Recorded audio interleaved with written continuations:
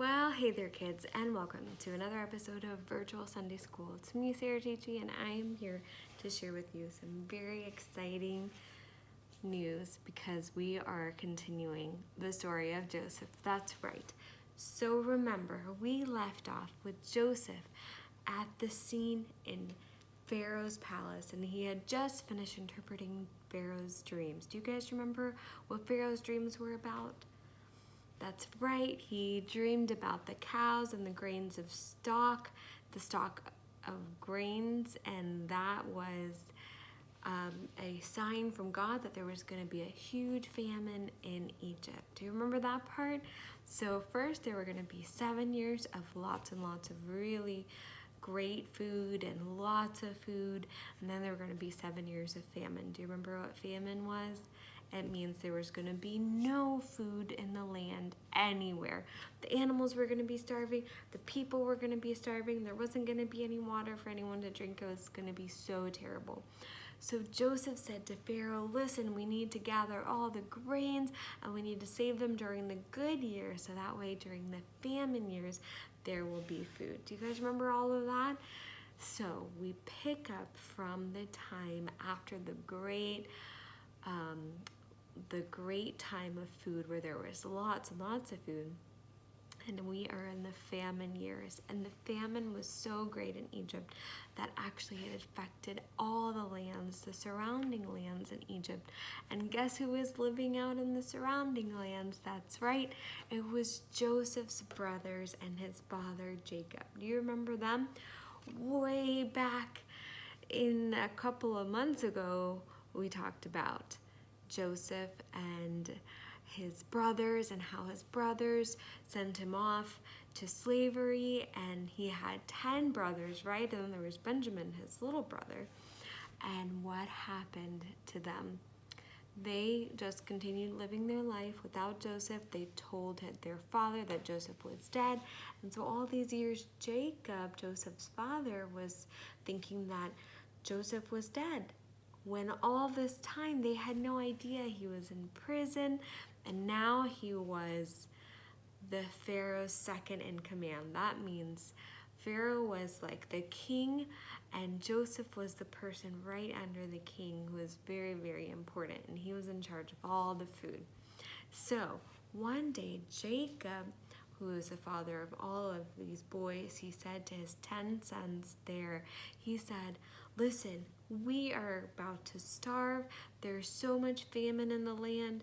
We're all gonna die here if you guys don't go to Egypt. I heard there was this guy and he's got all the food and so much grain, and you have to go there and get food for our family, otherwise we could die. And so Joseph's brothers, they had to get all their belongings and travel a very, very long time in order to get to Egypt, okay? So by this time, keep in mind, it's been years and years and years, okay? Joseph hasn't seen his family in probably half of his life already. It's been a very long time. And Joseph's brothers were pretty old by now. They all had families of their own, and they had moved on, and they are coming to Joseph, and they're so desperate, and they're so hungry. All they want to do is buy food from this guy who has all the grains, right? Little did they know that this was their brother that they sold into slavery so many years ago.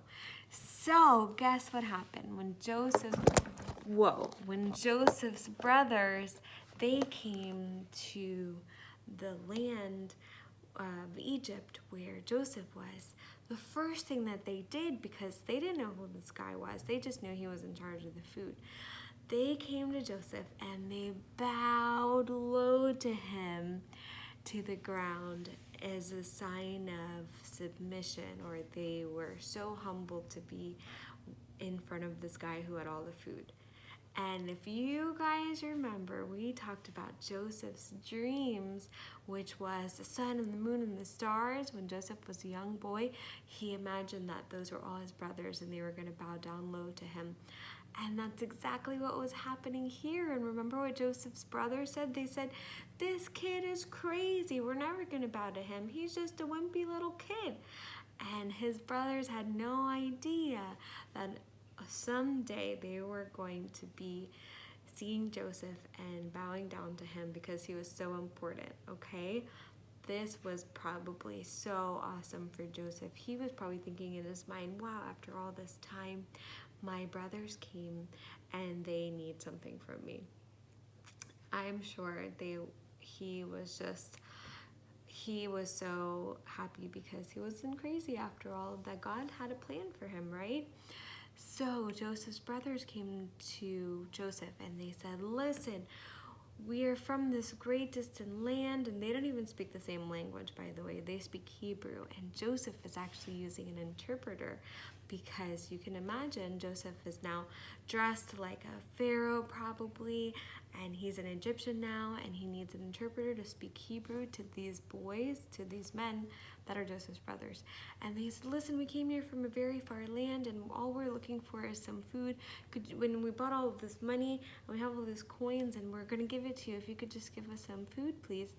And Joseph starts questioning them because Joseph knows exactly who these men are, but the brothers had no idea this was Joseph. Well, they didn't recognize him because he looked like the Pharaoh and he wasn't even speaking Hebrew anymore.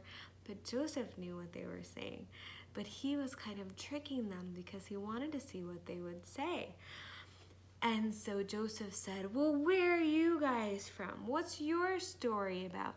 You must be spies here because I have all this food and you're just coming to find out what's going on here so you can steal all the food. And the brothers were like, what? No, us? We didn't come here to steal food. We came here to buy food from you. We don't know what's going on. So Joseph starts asking them all these questions. He said, where are you guys from? How many brothers do you have? Is your father still alive? And little did they know, Joseph was just trying to find out about his family, right? To see whether Jacob was still alive. And they were like, yes, sir, we have, there's 10 of us here, and our father is still home, and he is still alive, and he's a very, very old man by now. And we also have a little brother at home, and well, we had this one other brother, but then he kind of died a long time ago, and they had no idea that this was the same brother they were talking about. They sold him to slavery, but Joseph knew, and this was a really scary time for the brothers because they had no idea who this guy was, who was asking all these questions. So Joseph finally said, you know what? You guys are lying. And unless you bring your little brother that you're talking about, your little brother that's home, and you bring him here, then I'm going to hold you prisoners, and you're going to stay here for 3 days. And so they were like, no, we can't bring our little brother. You don't understand. Our father, Jacob, loves this boy, Benjamin, so much, just as much as he loved Joseph. So he wasn't going to go anywhere. Only the big brothers were going to come to Egypt. Jacob wasn't going to let Benjamin go anywhere after what happened to Joseph. He lost him so many years ago, remember? So his brothers were held prisoner and in the palace where Joseph was for 3 whole days. And Joseph was thinking, and he's like, what should I do? I just held my brothers prisoner, just like they sent me to slavery, and okay, let me just go to them. 3 days later, and he says, okay, I'm not such a bad guy, and I believe in the God that you believe in, so here's what I'm gonna do. Only one of you stays here, and you'll be my slave until you go get your younger brother. So the brothers were like, oh no, what are we gonna tell our father? He's gonna kill us. He's gonna be so mad at us. Well, they had no other choice. They literally, Joseph said, you won't come back here or see my face ever again or get any more 1 single grain of rice until I see your little brother. And then I know you're telling the truth, that you're not spies. So they were like, okay. So one of the brothers had to stay. That was Simeon, actually, one of the brothers. And the other brothers had to go home, and they had to tell their father, listen, we got in some really big trouble. We went to Egypt, and all we were doing was trying to buy grain. And then Jacob said, what have you done? Why did you even tell this guy you had a brother? And now you're just going to make me die because you're going to take Benjamin from me. And he said, no way, no, that's not happening. So some time went by and they got really hungry again. They went through all the grain, and another part of the story was Joseph sent the brothers back with all the money they came from. So now they're thinking, oh no, this guy's gonna think we stole from him. This is a really big mess. So what happened was they gathered all their stuff and they said, okay, we're gonna go back to Egypt and we gotta take Benjamin with us this time, okay? So they took Benjamin reluctantly. Jacob said, okay, fine, take him. We're gonna starve anyways, you might as well just take him.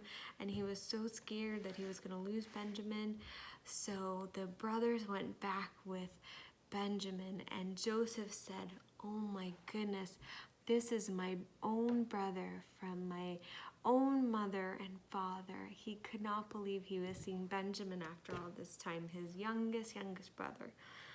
And so Joseph decided to host a huge feast for his brothers and welcome them, and he put them all in order of age. And this was crazy because they thought, who's this guy? How does he know that he just seated us according to our age? How does he know our age? And Joseph didn't know all along. He didn't reveal his identity. He didn't tell his brothers who he was yet. And so we'll leave off there because there's another part of the story which is really great, but Sarah Chase's got to go. We spent a lot of time talking about this part of Joseph's life, which is the climax. This is where it's at, guys. It's a big part of the story, okay? So I hope you're excited. Next week we're gonna finish the rest of the story, and I hope you come back and learn about it. It's very important and very exciting time. So Sarah Chase will see you guys next week. I hope everybody sends in their memory verses, and I hope to see you soon. I'm praying for you guys and love you. Bye.